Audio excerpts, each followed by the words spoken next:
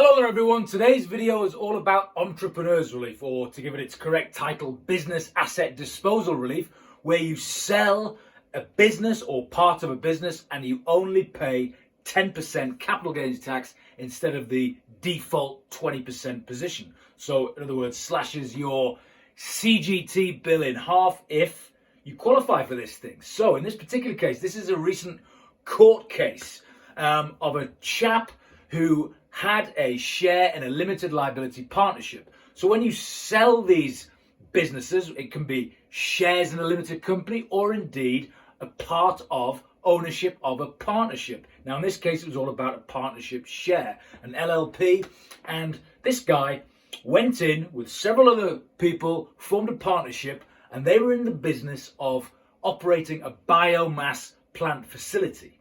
So biomass, obviously, instead of a coal-fired power station, a lot more efficient, and they got grants and various things and contracts from the government.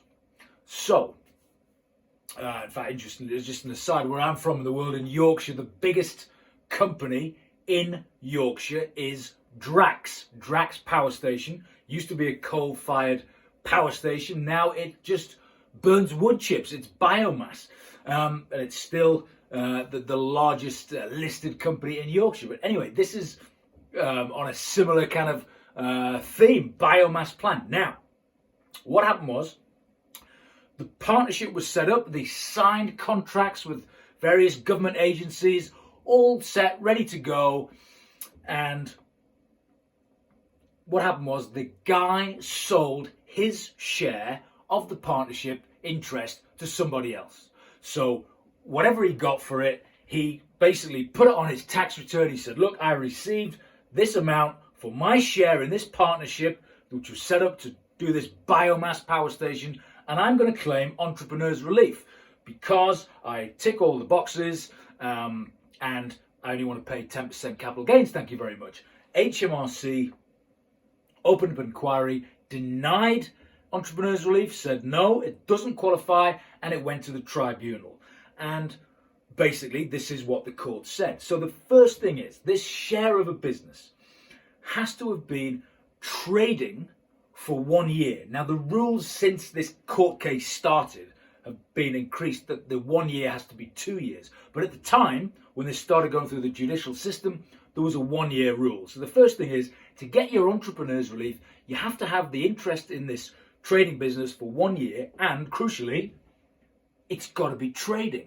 Now, what the court case in this instance all was about was, what is the definition of trading? Because HMRC said this partnership isn't even trading.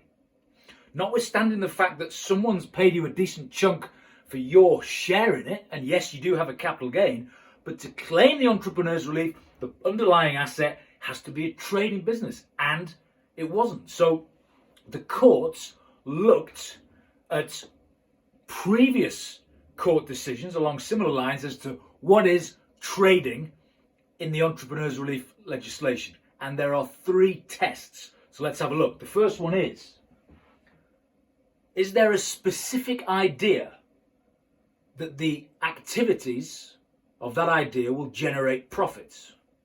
So that's the first thing. Now, in this instance, there was an idea. So you tick, the court say, yeah, that's fine. You passed the first test. There was definitely an idea, this biomass power station with a view to making profits. That's the first one. Second test, based on a previous court case, the business needs to have been set up both from a capital point of view in terms of financing and organisational point of view. Now, in this particular case, they more or less said, yes, that's has been, to a degree, that's the case. But then the third strand, which was the killer blow in this instance, is operational activities must have commenced. So you've got a year. Has there been a year's worth of operational activities? And in this case, the courts looked at the fact and they said, no, there hasn't. The operational activities haven't commenced. They haven't started burning any wood pellets yet. Yes, you might have signed contracts with the government agencies. You've got your orders, you've got your pipeline in place, you've hired a few staff, but basically nothing's really started. So at the point at which the guy sold out, it did not meet the trading definition, the qualification at that point, so he was denied his entrepreneur's relief, and instead he had to pay double the tax that he thought he was going to do, i.e. 20% instead of 10%. So just the takeaway from this is, if you are in that situation where you invest or you're a part of a syndicate or whether it be a trade or a company or whatever it is that's doing something, and you sell out before it even gets going, are you really going to get your favorable lower rate of capital gains tax?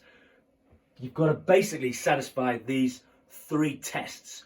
And if you satisfy these 3 tests, that it is trading, and it has been doing so for 2 years, remember it used to be a year, now it's 2 years, then hopefully you will get your entrepreneur's relief, or business asset disposal relief, to give it its proper name. So just an overview there on a capital gains tax case that recently was heard in the courts. If you like this video, please do remember to subscribe, and as always, I'll see you soon.